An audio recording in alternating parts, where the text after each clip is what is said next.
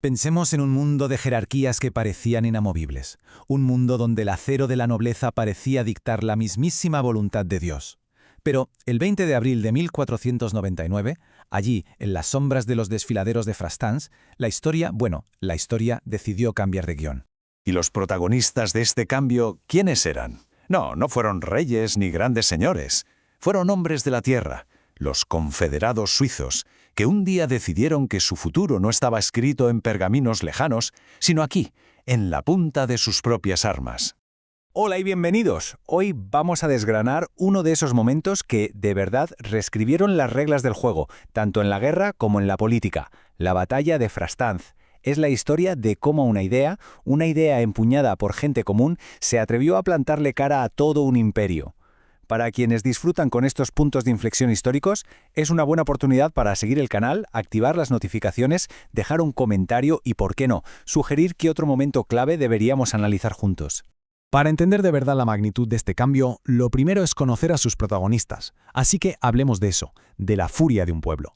Fijaos en este concepto, hombres de la tierra. Aquí está la clave de todo. Los confederados suizos no eran soldados profesionales como los entendía el imperio, que va, eran campesinos, artesanos, gente de los valles alpinos. Su fuerza no venía de un linaje noble, sino de la tierra que defendían, y del vínculo que los unía. Y en su pecho, un símbolo, uno muy simple, pero increíblemente poderoso, la cruz de la Confederación. Ojo, que esto no era el escudo de armas de un señor feudal, era la marca de una voluntad común, de una identidad colectiva que iba más allá de sus valles individuales. Era la señal de que estaban luchando por algo más grande que ellos mismos, una comunidad. Y esta es el arma que lo cambió todo, la pica de 5 metros. Parece sencilla, que sí, un palo largo con una punta de metal, pero en manos de una formación disciplinada se convertía en un erizo de acero, una muralla impenetrable. Esto no es solo una innovación táctica, no, es un cambio social en toda regla. Por primera vez, un arma barata y fácil de fabricar permitía a la infantería, a la gente de a pie, no solo detener, sino aniquilar a la fuerza más temida del campo de batalla medieval, la carga de la caballería pesada de los nobles. El poder estaba, literalmente, cambiando de manos. Y claro, fue en el campo de batalla donde esta nueva fuerza se puso a prueba. Por eso Frastans no fue solo una batalla, fue un auténtico choque de mundos. El contraste es brutal y es fundamental para entender lo que estaba en juego. A un lado tenemos a los piqueros suizos, hombres libres, una periferia organizada que se atrevía a desafiar el orden establecido. Y al otro, la Liga de Suabia, que era ni más ni menos el brazo armado del emperador, caballeros, la élite nobiliaria, el centro imperial. Esto iba mucho más allá de tácticas militares, era un conflicto entre dos maneras de entender el poder y la sociedad. Y eso nos lleva directamente al núcleo de la cuestión, al verdadero significado geopolítico de este enfrentamiento. Esto es, en mayúsculas, imperio contra soberanía. Así que la pregunta surge por sí sola. ¿Fue esto simplemente otra escaramuza medieval más en una guerra larguísima? La respuesta, como ya estamos viendo, es un no rotundo. Las claves de este conflicto eran muchísimo más profundas. No se trataba solo de una rebelión, sino de una resistencia directa al gran proyecto imperial de Maximiliano I.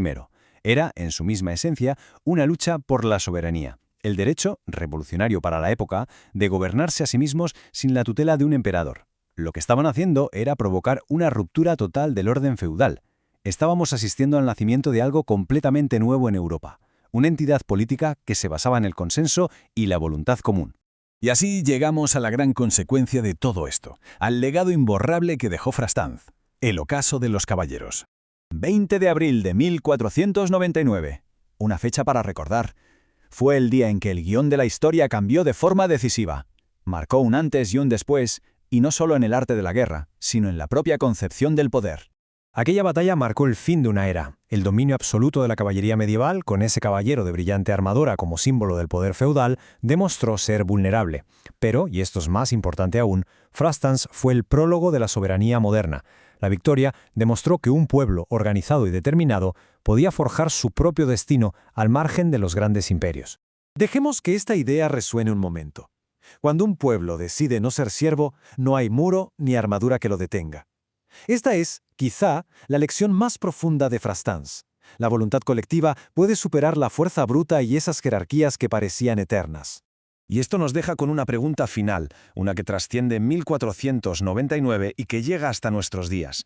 ¿Qué hace falta para forjar un destino? Yo soy Hispania Eco y esto ha sido la Batalla de Franstens.